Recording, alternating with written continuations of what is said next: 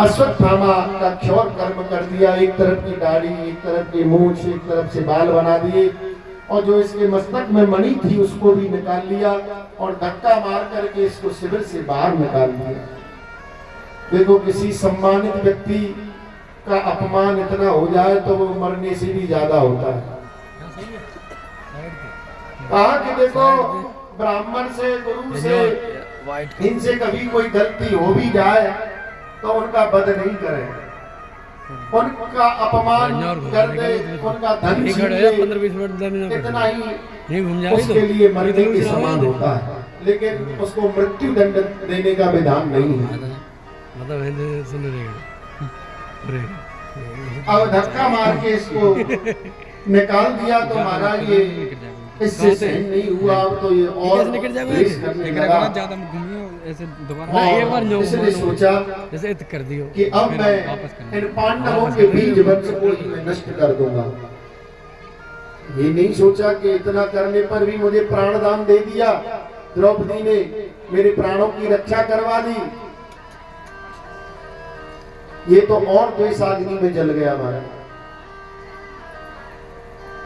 और अब की बार इसने उत्तरा के गर्भ में जो बालक था उसी को नष्ट करने के लिए इसने ब्रह्मास्त्र का प्रयोग किया और वह अग्निपुंज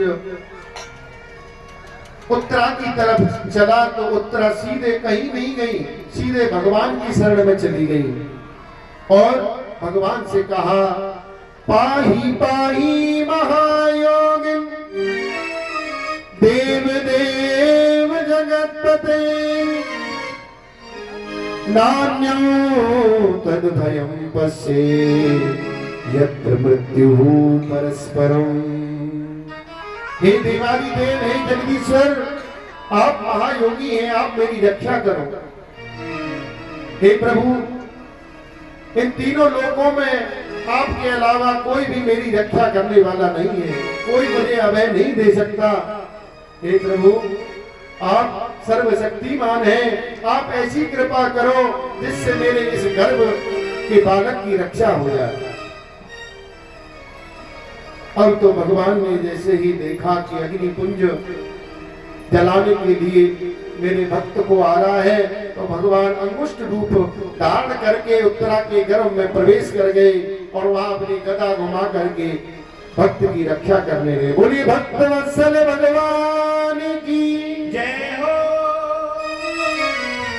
और दोनों भक्त भगवान गर्भ में विराजमान है, बड़ी सुंदर शोभा है। उत्तरा के भाग्य की क्या सराहना करें कि भक्त भगवान दोनों को गर्भ में धारण किए हुए और बहुत दिन तक भगवान वही ठहरे रहे कि कहीं दुष्ट फिर कोई उत्पात ना कर दे और उत्तरा की गर्भ की रक्षा होगा। आप कहोगे कि उत्तरा तो बहुत कम अवस्था थी इनकी, लेकिन इनमें इतना विवेक कहां से आ गया कि सीधे भगवान की शरण में चली गई। तो बोले इनमें विवेक इसलिए आया कि द्रौपदी ने अपनी आप बीती इनको सुनाई कि बेटी, इस संसार में कोई रक्षक नहीं है, सब भक्षक है, कोई किसी का रक्षक नहीं है सिवा भगवान के। क्योंकि मैंने भी सोचा था कि मेरे भी बड़े बड़े वीरपति हैं, वो मेरी रक्षा करेंगे। गुरु कृपाचार्य, पितामह भीष्म आदि ऐसे आचार्य बैठे हुए हैं, महात्मा बैठे हैं, ये तो इसका विरोध करेंगे, लेकिन कोई कुछ नहीं बोला बेटी। लेकिन कृपाचार्य जी के जब चरणों में मैं गिरी तो उन्होंने केवल ऐसे इशारा किया, बोले बेटी इस संसार का आश्रय मत लो, केवल जगदीश्वर ही तुम्हारी रक्षा करेंगे। तो मैंने उनका आश्रय लिया।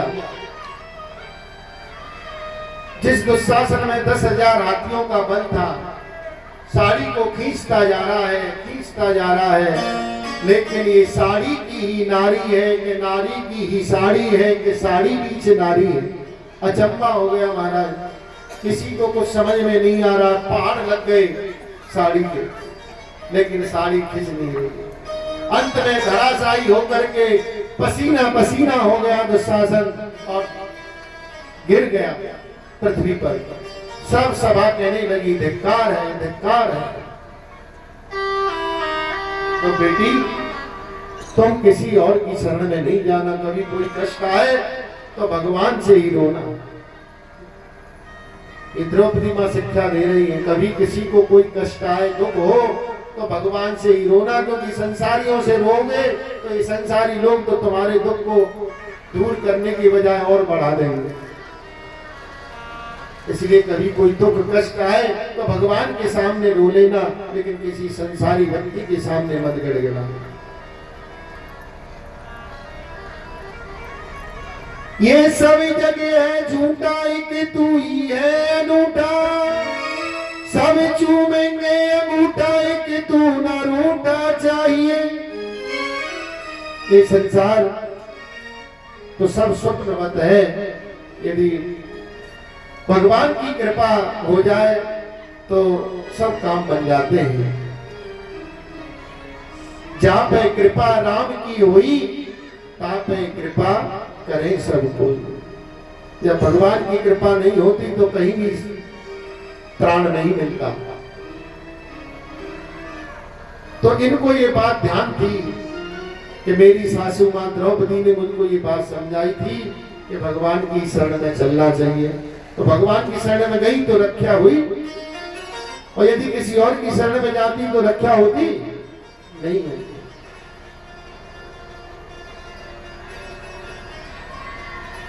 इस प्रकार भगवान ने अपने भक्त की गर्भ में रक्षा की।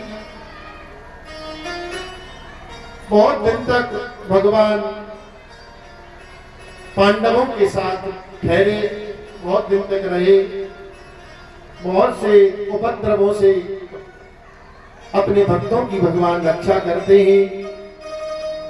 इधर एक दिन द्वारका के लिए चलने को भगवान तैयार हुए। कुंती बुआ आकर के सामने खड़ी हो गई रथ के, बोली प्रभु आप हमें छोड़ करके क्यों जा रहे हैं? अरे मेरे पुत्रों पर तुमने इतना अनुग्रह किया कि बार बार तुमने उनकी रक्षा करी, और कितने दुखों से हमको तुमने छुड़ाया, लेकिन जैसे ही सुख आया तो तुम हमको छोड़ के चल दिए। हे प्रभु आप हमको छोड़ करके मत जाओ, आप कुछ दिन और यहाँ ठहर जाओ। भगवान बोले बुआ जी देखो मैं भक्तों से कभी दूर नहीं हूं, मैं उनके सदा पास में ही रहता हूं। भगवान कहा रहते हैं गीता जी में श्लोक आता है, मद भक्ता यत्र गायन्ति तत्र तिष्ठामि नारद। ना मैं योगियों के हृदय में रहता हूं, ना बड़े बड़े तपस्वियों के हृदय में रहता हूं। बोले कहां रहता हूं? मद भक्ता, बहुवचन कहा कि हाँ मेरे भक्त समूह में बैठ करके मेरा गुणगान करते हैं, मेरा नाम लेते हैं, वही तत्र तिष्ठामि। हे नारद जी मैं वहीं बैठा रहता हूं उनके बीच में ही, किसी न किसी रूप में।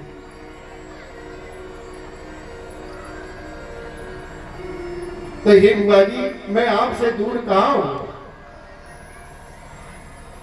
बुआ जी मैं आपसे बड़ा प्रसन्न हूं, आप ऐसा करो कुछ मेरे से मांग लो, क्या आपको चाहिए वही मैं आपको दे दूंगा। हे प्रभु आपसे हमको कुछ नहीं चाहिए, यदि देना है तो आपका सानिध्य ही हमको चाहिए। नहीं बुआ जी आप फिर भी कुछ ना कुछ तो मांग लो। तो कहा संतुना सस्व तत्र तत्र जगत गुरु। हे प्रभु यदि आप हमको कुछ देना ही चाहते हैं तो हमको दुख दे दो, जिससे तुम्हारी याद हमको आती रहे। सुख में जीव भगवान से दूर हो जाता है।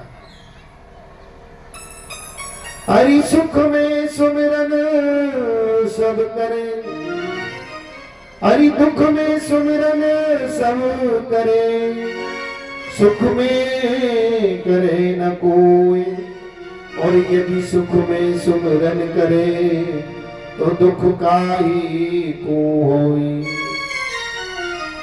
जब दुख आता है तो भगवान को हम लोग याद करते हैं, लेकिन जैसे ही सुख आ जाता है भूल जाते हैं भगवान।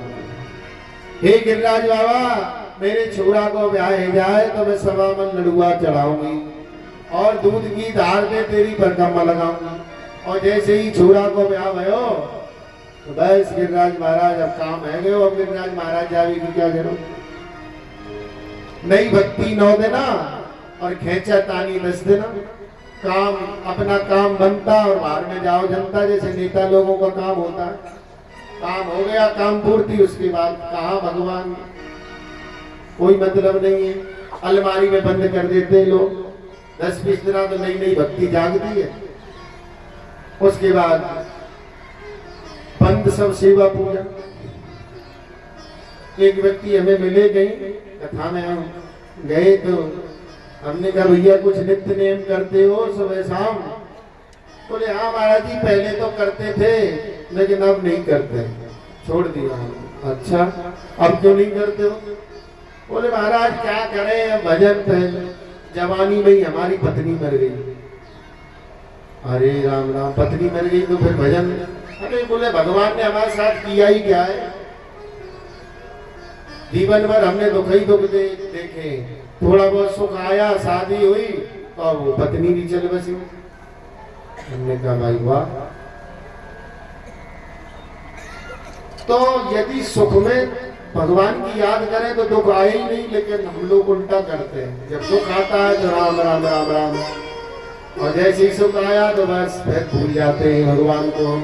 तो इसलिए यहाँ बुआ जी कह रही है, कुंती बुआ, हे प्रभु यदि देना है तो मुझको आप दुख दे दीजिए, क्योंकि सुख में तो आपका सुमरन होता नहीं है। सुख भी मुझे प्यारे, दुख भी मुझे प्यारे, छोड़ू मैं किसे, छोड़ू मैं किसे, छोड़ू मैं किसे भगवान, दोनों ही तुम्हारे हैं, दोनों ही तुम्हारे हैं। सुख भी मुझे प्यारे हैं, दुख भी मुझे प्यारे हैं, छोड़ू मैं किसे भगवान,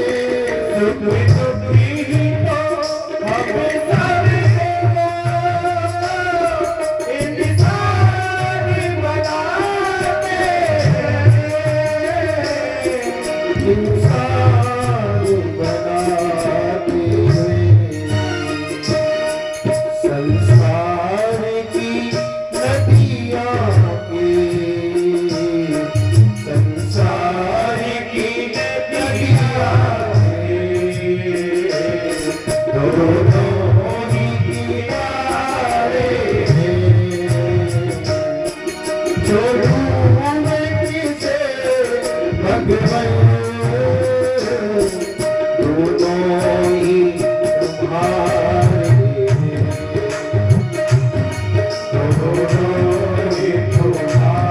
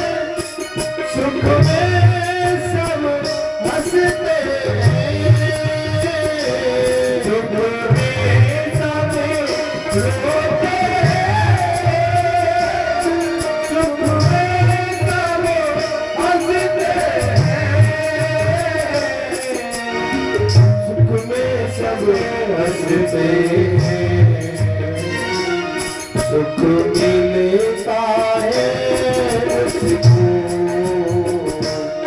जिसको दुख प्यारे, छोड़ूं मैं किसे भगवन, दोनों ही तुम्हारे,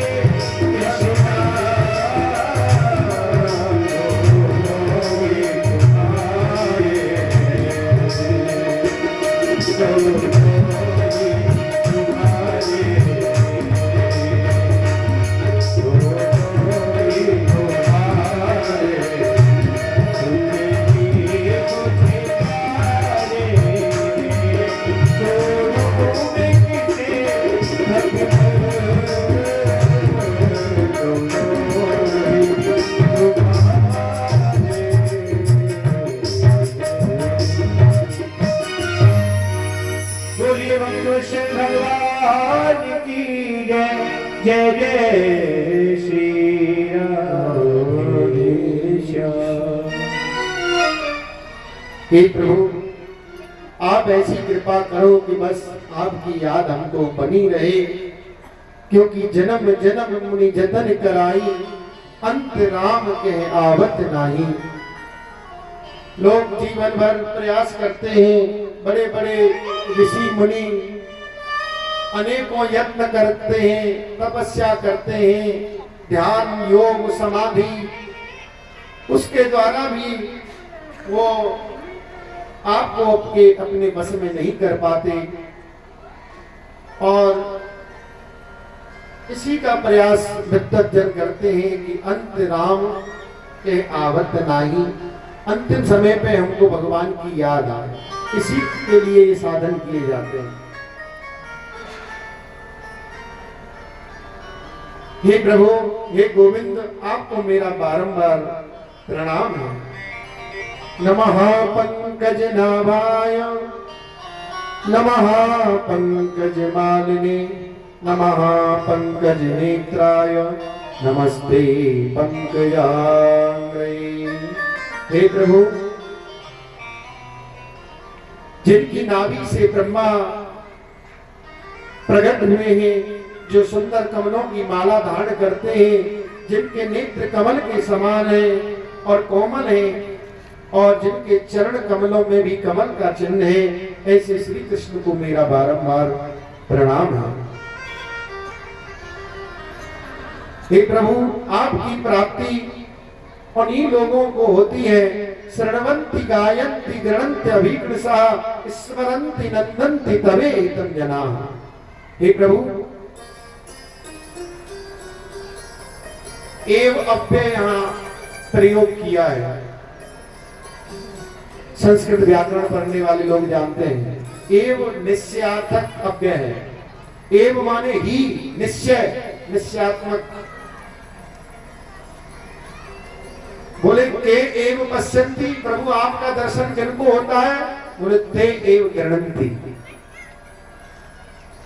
गायन्ति, बोले जो भगवान के गुणों का गान करता है।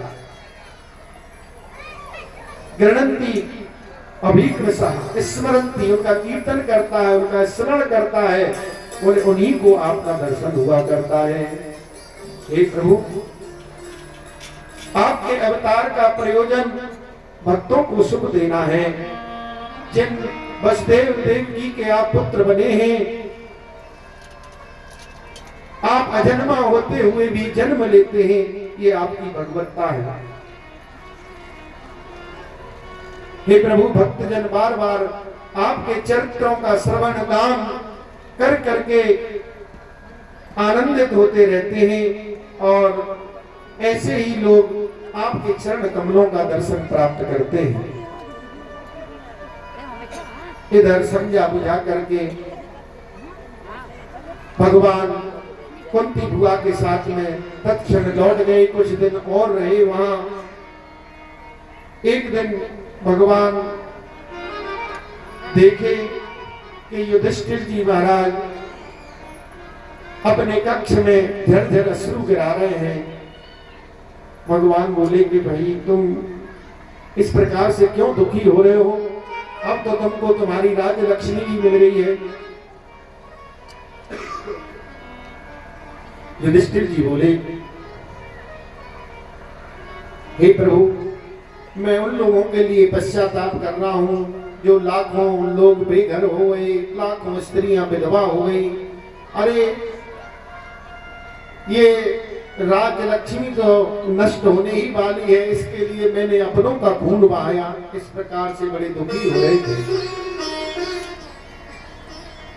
भगवान समझ गए कि मैं इनको समझाऊंगा तो समझेंगे नहीं, क्योंकि भाई का भाव रखते हैं। तो बोले चलो मेरे साथ में युद्ध क्षेत्र।